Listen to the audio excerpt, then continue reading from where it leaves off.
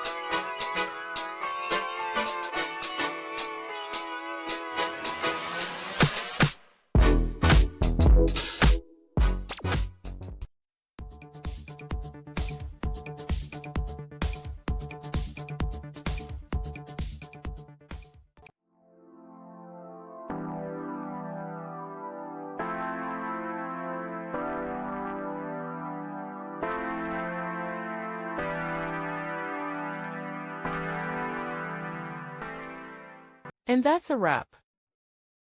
I hope you found the answer you were looking for. If you did, take a second to hit that subscribe button. It really helps out. And let me know in the comments which solution worked best for you. See you next time in the debug zone.